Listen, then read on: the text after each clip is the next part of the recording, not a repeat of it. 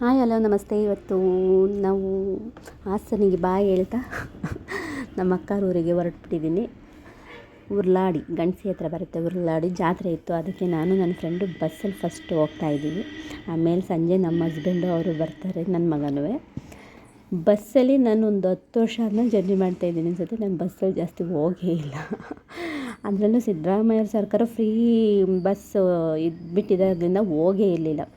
Ticket ಕೊಡ್ತಿದ್ದಂಗೆ ನನಗೆ ತುಂಬಾ ಖುಷಿಯಾಗೋಯ್ತು. ಅಂತೂ ಇಂತೂ first time free bus use ಮಾಡಿದ್ನಲ್ಲ ಒಂದು ಸರಿನಾದ್ರೂ ಅಂತ. ಅಲ್ಲಿಂದ ಹೊರಟ್ವಿ.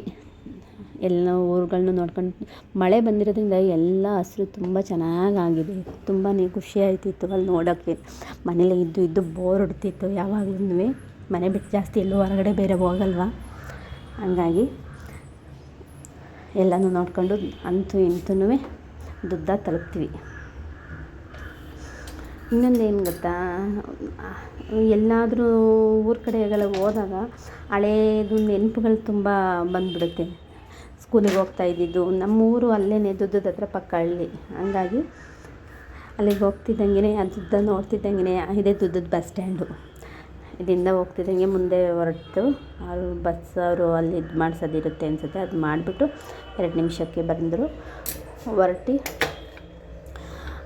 ಅಲ್ಲೇ ಹೋಗ್ತಾ ಇಲ್ಲಿ ಸ್ಕೂಲು, ಗೌರ್ಮೆಂಟ್ ಹಾಸ್ಪಿಟಲ್ಲು ಅವೆಲ್ಲ ನೋಡಿಬಿಟ್ಟು ಅಲ್ಲೆಲ್ಲ ನಿಂತ್ಕೊಂಡು ಹೋಗ್ತಾಯಿದ್ವಿ. ಅವಾಗೆಲ್ಲ ಟೆಂಪೋ ಬಸ್ ಇರಲಿಲ್ಲ. ನಾವು 10-15 ವರ್ಷದ ಹಿಂದೆ, ಹಂಗಾಗಿ ಬಸ್ಸಲ್ಲಿ ಇದು ನಾನು ಓದಿದ ಸ್ಕೂಲು. ಈಗ ಹೋಗ್ತಾ ಇದೆಯಲ್ಲ, ಇದು ನಾನು ಓದಿದ ಸ್ಕೂಲ್ ಹೈಸ್ಕೂಲ್. ಅವಾಗ ಹೈಸ್ಕೂಲ್ ಆಗಿತ್ತು, ಇವಾಗ ಅದನ್ನ ಪ್ರೈಮರಿ ಸ್ಕೂಲ್ ಮಾಡ್ಕೊಂಡಿದ್ದಾರೆ. ಇನ್ನು ಎದುರಿಗೆ ಆಪೋಸಿಟ್ ಇತ್ತು, ಅಲ್ಲಿ ಇನ್ನೂ ತೋರ್ಸೋಕ್ಕಾಗಲಿಲ್ಲ ಅದನ್ನ, ಕಾಲೇಜು ಅಲ್ಲೇ ಇತ್ತು. ಅಲ್ಲಿಂದ ಹೊರಟ್ವಿ, ಗಂಡಸಿ ಅನ್ಪೋಸ್ಟ್ ತಲುಪ್ತೀವಿ. ಅಷ್ಟೊತ್ತಿಗೆ ನಮ್ಮ ಅಕ್ಕನ ಮಗ ಬಂದು ರೆಡಿಯಾಗಿ ನಿಂತಿದ್ದ. ಬೈಕಲ್ಲಿ ಟ್ರಿಪ್ಸು 3 ಜನನೂ ಹೊರಟ್ವಿ. 3 ಜನ ಹೋಗಂಗಿಲ್ಲ, ಅಲ್ಲಿ ಪೊಲೀಸ್ ಇದ್ದಿದ್ದರೆ ಇಟ್ಕೊಂಡ್ಬಿಡೋರು. ಪೊಲೀಸ್ ಆಲ್ಮೋಸ್ಟ್ ಅಲ್ಲಿ ಇರಲಿಲ್ಲ, ಹಳ್ಳಿ ಅಲ್ವಾ, ಹಾಗಾಗಿ 3 ಜನನೂ ಹೋದ್ವಿ. ನಾವು ಹೋಗಿ ತಲುಪೋ ಹೊತ್ತಿಗೆ ನಮ್ಮಮ್ಮ ಅಲ್ಲೇ ಊರಿಂದ ಬಂದುಬಿಟ್ಟಿದ್ರು. ನಾವು ಇದು ಮಾಡ್ಕೊಂಡು ಹೋಗೋ ಹೊತ್ತಿಗೆ ಅಕ್ಕಾರು ದೇವಸ್ಥಾನದಲ್ಲಿ ಇದು ಮಾಡಿದರೆ ಮಟನ್ ಮಾಡಿದ್ರು. ದೇವ್ರದ್ದು ಮರಿ ಹರಕೆ ಇತ್ತು ಅಂತ ಅಂದ್ಬಿಟ್ಟು, ಜಾತ್ರೆನೂ ಇದರಿಂದ ಎಲ್ಲ ಎರಡೂ ಒಟ್ಟಿಗೆ ಆಗುತ್ತೆ ಅಂತ ಅಂದ್ಬಿಟ್ಟು ಇದು ಮಾಡ್ಕೊಂಡು ಮರಿ ಕಡ್ದು ಹಬ್ಬ ಮಾಡಿದರು. 2 ವರ್ಷ ಆಯಿತು ಈ ಥರ ಹಬ್ಬ ಮಾಡಿ. ಎಷ್ಟು ಚೆನ್ನಾಗಿರುತ್ತಲ್ಲ ಈ ಥರ ಹಬ್ಬಗಳನ್ನ, ಜನ ನೆಂಟರುಗಳು ಎಲ್ಲ ಒಟ್ಟಿಗೆ ಸೇರೋದ್ರಿಂದ. ಆಲ್ಮೋಸ್ಟ್ ಆಲ್ ಎಲ್ಲ ನೆಂಟರಿಗೂ ಹೇಳಿದ್ಲು ನಮ್ಮಕ್ಕ. ನಾನು ರೀಲ್ಸಲ್ಲೆಲ್ಲ ಹಾಕಿದ್ದೀನಿ ನಮ್ಮ ಅಕ್ಕಂದು ನನ್ನ ಫೋಟೋಸ. ನಾವು 6 ಜನ ಹೆಣ್ಮಕ್ಳಾಗಿರೋದ್ರಿಂದ ಎಲ್ಲರದ್ದು ಫೋಟೋ ಆಲ್ಮೋಸ್ಟ್ ಅಲ್ಲಿ ರೀಲ್ಸಲ್ಲಿ ಇದ್ದಾವೆ. ನಮ್ಮಮ್ಮ ಬಂದು ಅಲ್ಲೇ ರೆಡಿ ಮಾಡ್ಕೊಂಡು ನೋಡಿ, ಈರುಳ್ಳಿ, ಶುಂಠಿ, ಬೆಳ್ಳುಳ್ಳಿ ಎಲ್ಲ ಬಿಡಿಸಿರ್ತಾಯಿತ್ತು. ನಮ್ಮಮ್ಮನೂ ನಮ್ಮ ನೆಂಟರು ಇನ್ನೊಬ್ಬರು ಇಬ್ಬರೂ ಬಿಡಿಸಿ ಎಲ್ಲ ರೆಡಿ ಮಾಡಿರ್ತಾಯಿದ್ರು. ನಾನು ಹೋಗ್ಬಿಟ್ಟು ನಾನು ನನ್ನ ಫ್ರೆಂಡು ಮಿಕ್ಸಿಲೆಲ್ಲ ರುಬ್ಬಿಟ್ಟು ಅಷ್ಟೊತ್ತಿಗೆ ಮಟನ್ ಬಂತು. ಮಟನ್ನ ಚೆನ್ನಾಗೆಲ್ಲನೂ ಮೀಡಿಯಮಾಗಿ ಕುಯ್ಬೇಕಲ್ಲ, ತುಂಬ ದಪ್ಪ ಇದ್ರೂ ಸಾಂಬಾರಿಗೆ ಚೆನ್ನಾಗಲ್ಲ. ಒಂದು ಕಡೆಗೆ ಅನ್ನಕ್ಕೆ ಇಟ್ಕೊಂಡ್ವಿ, ಅನ್ನ ಮಾಡಿ ಬಸ್ತು. ಒಂದು ಕಡೆ ಅನ್ನೋದು ಆಯಿತು. ಆಮೇಲಿಂದ ಸಾಂಬಾರಿಗೆ ಏನು ಬೇಕು ಎಲ್ಲ ರುಬ್ಬಿ ರೆಡಿ ಮಾಡಿ ಇಟ್ಟಿರೋದ್ರಿಂದ ಒಗ್ಗರಣೆಗೆ ಹಾಕೊಂಡ್ವಿ. ನಾನು ವೀಡಿಯೋ ಮಾಡೋದಕ್ಕೆ ನಮ್ಮ ಮನೇಲೆಲ್ಲ ನಗಾಡ್ತಾರೆ. ಎಲ್ಲದಕ್ಕೂ ವೀಡಿಯೋ ಮಾಡೋದು ಹೆಂಗೋದು, ಎಲ್ಲದನ್ನು ಇಟ್ಕೊತಾ ಇರಬೇಕು, ತೋರಿಸ್ಬೇಕು. ನಾವು ಹೇಳೋದೊಂದು ಅಲ್ಲಿ ಆಗ್ತಿರೋದೊಂದು ಆಗಬಾರ್ದಲ್ವ, ಹಾಗಾಗಿ ಅನ್ನನೂ ಇದಾಯಿತು. ಆಮೇಲೆ ನನ್ನನ್ನು ನಮ್ಮ ಮನೇಲೆಲ್ಲ ಮುಸ್ತಫ ಅಂತ ಕರೆಯೋಕ್ಕೆ ಸ್ಟಾರ್ಟ್ ಮಾಡಿಬಿಟ್ಟಿದ್ದಾರೆ. ಯಾಕಂದರೆ ಯಾವಾಗಲೂ ಮೊಬೈಲ್ ಇಟ್ಕೊಂಡು ನಿಂತಿರ್ತೀನಲ್ಲ, ಅತ್ತೆ ನೀವೆಲ್ಲ ನಿಮ್ಮನ್ನು ಮುಸ್ತಫ ಅಂತೀವಿ ಅಂತ ನಮ್ಮ ಹುಡುಗರೆಲ್ಲ ರೇಗಿಸ್ತಾ ಇರ್ತಾರೆ. ಬಟ್ ಖುಷಿ ಆಗುತ್ತೆ, ನನಗೇನು ಬೇಜಾರಿಲ್ಲ. ಮಟನಿಂದು ಕಾಳು ಹುರುಕಲು, ಚಿಕನ್ನು ಫ್ರೈ ಎಲ್ಲದೂ ಮಾಡಾಯಿತು. ನಮ್ಮಮ್ಮ ನೋಡಿ ಹೆಂಗೆ ತಲೆ ಮೇಲೆ ಕೈ ಹೊತ್ಕೊಂಡು ಕೂತಿದ್ದೆ. ಪಾಪ ವಯಸ್ಸಾಯ್ತಲ್ಲ, ಅವ್ರಿಗೆ ಮಾಡೋಕ್ಕೂ ಪಾಪ ಶಕ್ತಿ ಇಲ್ಲ. ಹೆಂಗೋ ಇಷ್ಟು ವರ್ಷ ಅವ್ರು ಮಾಡ್ಕೊಂಡು ಬಂದಿದ್ದಾರಲ್ಲ. ನಮ್ಮ ಅಮ್ಮಗೆಲ್ಲ ಆಲ್ರೆಡಿ 80 ಮೇಲೆ ಐತೆ. ಇನ್ನೊಂದು ಹೆಂಗೆ ಗೊತ್ತಾ, ನಮ್ಮಮ್ಮ ಸ್ವಾತಂತ್ರ್ಯ ಬಂದಿದ್ದ ದಿನವೇ ಹುಟ್ಟಿತ್ತು. 15ನೇ ತಾರೀಕು 8ನೇ ತಿಂಗಳು. ಆಮೇಲಿಂದ 1947 ಹುಟ್ಟಿತ್ತು ನಮ್ಮಮ್ಮನೂ. ಹಂಗಾಗಿ ಅವತ್ತೇ ಸ್ವಾತಂತ್ರ್ಯ ಬಂದಿದ್ದು ದಿನವೇ ಹುಟ್ಟಿತ್ತು. ಹಂಗಾಗಿ ನಮ್ಮ ಅಮ್ಮನ ಬರ್ಡೇ ಮಾಡ್ತಾಯಿರ್ತೀವಿ ನಾವು. ಆವಾಗ ಈ ಸರಿ ಬರ್ಡೇದೊಂದು ಅಪ್ಲೋಡ್ ಮಾಡ್ತೀನಿ. ನಾನು ಆಲ್ಮೋಸ್ಟ್ ಅಲ್ಲಿ ಮಾಡಿಲ್ಲ, ಆಲ್ರೆಡಿ ಮುದ್ದೆನೂ ಆಗೋಯ್ತು. ಮುದ್ದೆನೂ ಮಾಡಿ ಎಲ್ಲನೂ ರೆಡಿ ಮಾಡಿ ಊಟದ ವೀಡಿಯೋ ಮಾಡೋಕ್ಕಾಗಲಿಲ್ಲ, ಯಾಕೆಂದರೆ ಊಟ ಬಡಿಸ್ತಾಯಿದ್ದೆ, ಅದನ್ನ ವೀಡಿಯೋ ಇಟ್ಕೊಂಡು ನಿಂತ್ಕೊಳ್ಳೋಕ್ಕೂ ಆಗಲಿಲ್ವಲ್ಲ, ಹಂಗಾಗಿ ಊಟದ ಹಾಕಿಲ್ಲ ನಾನು. ದೇವಸ್ಥಾನ ನೋಡೋಕೆ ಹೋಗಿನ ದೇವರು ಬರ್ತಾಯಿದೆ ಅಂತ ಎಲ್ಲರೂ ಹೋದ್ರೆ, ಹಂಗಾಗಿ ನಾನು ನೋಡೋಣ ಅಂತ ಅಂದ್ಬಿಟ್ಟು ಹೊರಟ್ವಿ.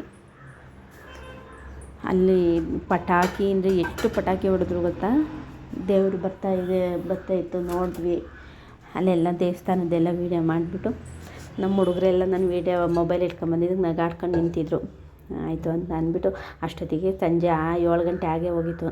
ಸಿದ್ಧಾರ್ಥ ನಮ್ಮ ಅಕ್ಕ ನೋಡಿ ಅಲ್ಲಿಗೆ ಹೋಗೋವೆ ವೀಡಿಯೋ ಮಾಡು ಅಂತಾಳೆ. ಮುಸ್ತಪ್ಪ ಅಂತೀನಿ ಅಂತ ಅವಳು ನಗಾಡ್ತಿದ್ರೆ ನೋಡಿ. ಆಮೇಲಿಂದ ಅಲ್ಲಿಂದ ಹೊರಟಿ ಮನೆಗೆ ಬಂದೆ. ನಮ್ಮ ಮನೆಯವರು ಬಂದರು. ಅಷ್ಟೊತ್ತಿಗೆ ಅವರಿಗಿಬ್ರಿಗೂ ಮನೆಗೆ ಕರ್ಕೊಂಡು ಹೋಗ್ಬಿಟ್ಟು ಊಟ ಕೊಟ್ಟು, ನಮ್ಮ ಸಿದ್ಧಾರ್ಥ ಸ್ವಲ್ಪ ಊಟ ಮಾಡೋದೆಲ್ಲ ನಿಧಾನ, ಹಂಗಾಗಿ ಸ್ವಲ್ಪ ನಿಧಾನಕ್ಕೆ ಊಟ ಮುಗಿಸಿದ್ವಿ. ದಯವಿಟ್ಟು ಇವತ್ತು ನಾವು ರೀಚ್ ಆಗಬೇಕು, ತುಂಬ ಕಷ್ಟ ಬಿದ್ದು ವೀಡಿಯೋಗಳು ಮಾಡ್ತೀವಿ. ಹಂಗಾಗಿ ನೀವು ನೋಡಿ, ನಿಮ್ಮ ಬೆಂಬಲ ಇಲ್ಲದಲೇ ನಾವೇನೂ ಮಾಡೋಕ್ಕಾಗೋದಿಲ್ಲ. ನಿಮ್ಮ ಬೆಂಬಲನೇ ನಮಗೆ ತುಂಬ ಇದಾಗೋದು. ಮನೇಲೇ ಇರೋದ್ರಿಂದ ಹೌಸ್ ವೈಫ್ ಆಗಿದ್ದೀನಿ, ಹಂಗಾಗಿ ಮನೇಲೇ ಇದ್ದು ಏನಾದ್ರು ಒಂದು ಮಾಡಬೇಕಲ್ವ. ಕೆಟ್ಟದ್ದು ಮಾಡಿದರೆ ಮಾತ್ರ ಕೆಟ್ಟದ್ದು, ಒಳ್ಳೆಯದನ್ನು ಏನು ಮಾಡ್ಕೊಂಡ್ರು ಅದೇನೂ ತಪ್ಪಿಲ್ಲ. ಒಳ್ಳೆಯದು ಇದೆ ಸೋಷಿಯಲ್ ಮೀಡಿಯಾದಲ್ಲಿ, ಕೆಟ್ಟದ್ದು ಇರುತ್ತೆ. ಬಟ್ ನಾವು ಮಾಡೋದು ನನ್ನ ಮನಸ್ಸಿಗೆ ಒಳ್ಳೆಯದಾಗಿ ನಿಮಗೂ ನೋಡೋರಿಗೆ ಒಳ್ಳೆಯದಿದ್ದರೆ ಅಷ್ಟೇ ಸಾಕಲ್ವ. ದಯವಿಟ್ಟು ವೀಡಿಯೋಗಳನ್ನ ನೋಡಿ ಶೇರ್ ಮಾಡಿ, ಆಮೇಲಿಂದ ಒಳ್ಳೆ ಕಮೆಂಟ್ಸ್ಗಳನ್ನ ಹಾಕಿ. ನೀವು ಎಷ್ಟು ಪ್ರೋತ್ಸಾಹ ಕೊಡ್ತೀವಿ ನಮಗೂ ಅಷ್ಟು ಒಳ್ಳೆಯದು ಇದು ಬಂದುಬಿಡುತ್ತೆ, ಮಾಡೋಣ ವೀಡಿಯೋಗಳನ್ನೆಲ್ಲ ಅಂತ. ನಾವು ಮನೆಯಲ್ಲಿ ಇಬ್ಬರು ಅತ್ತೆದಿರಿದ್ದಾರೆ, ಅವ್ರನ್ನೆಲ್ಲರನ್ನೂ ನೋಡಿಕೊಂಡು ಮನೆ ಕೆಲಸ ಮಾಡಿಕೊಂಡು ಮಗನ ಕ್ಲಾಸಿಗೆ ಕಳಿಸಿ ಸಂಜೆ ಮೊಬೈಲ್ ಇಟ್ಕೊಂಡು ವೀಡಿಯೋ ಮಾಡಿ ಎಷ್ಟು ಕಷ್ಟ ಅಂತ ಅಂತೀರ. ತುಂಬ ಕಷ್ಟ ಬಿದ್ದು ಮಾಡ್ತೀವಿ ನಿಜವಾಗ್ಲೂ. ನಿಮ್ಮ ಒಂದು ಒಳ್ಳೆಯ ಇದನ್ನು ನಮಗೆ ತುಂಬ ಒಳ್ಳೆಯ ಅನಿಸೋದು, ನಿಮ್ಮ ಒಳ್ಳೆಯ ಮಾತು, ಒಂದು ಒಳ್ಳೆಯ ಕಮೆಂಟ್ಸು, ನೀವು ವಿಡಿಯೋನ ನೋಡಿ ನಮಗೆ ಲೈಕ್ ಕೊಡೋದು, ತುಂಬ ಅದರಿಂದ ನಮಗೆ ಎಷ್ಟು ಮೋಟಿವೇಶನ್ ಬರುತ್ತೆ. ಮಾಡೋಣ ಅಲ್ವ ಇನ್ನೂ ಅಂತ. ಹಂಗಾಗಿ ಯಾವುದು ತುಂಬ ಈಸಿಯಾಗಿ ಲೈಫಲ್ಲಿ ಏನೂ ಸಿಗೋದಿಲ್ಲ ಅನ್ನೋದು ನನ್ನ ಅಭಿಪ್ರಾಯ. ಜೀವನದಲ್ಲಿ ಯಾವುದು ಅಷ್ಟು ಈಸಿಯಾಗಿ ಸಿಕ್ಬಿಟ್ರೆ ಅದಕ್ಕೆ ಬೆಲೆನೂ ಇರೋಲ್ಲ, ವ್ಯಾಲ್ಯೂನೂ ಇರೋದಿಲ್ಲ. ಹಾಗಾಗಿ ಎಲ್ಲದಕ್ಕೂ ಅದರದ್ದೇ ಆದ ಬೆಲೆ, ವ್ಯಾಲ್ಯೂ ಎಲ್ಲ ಇರುತ್ತೆ ಜೀವನದಲ್ಲಿ. ಯಾವುದಾದ್ರೂ ಅಷ್ಟೇ ಇರುವಾಗ ಅದನ್ನು ಏನೂ ಅನಿಸೋದಿಲ್ಲ, ಆಮೇಲೆ ಕಳ್ಕೊಳ್ಳುವಾಗ ಅದನ್ನು ಪಡ್ಕೊಳ್ಳುವಾಗಿದೆಯಲ್ಲ ಅದು ತುಂಬಾ ಕಷ್ಟ ಮಾತ್ರ.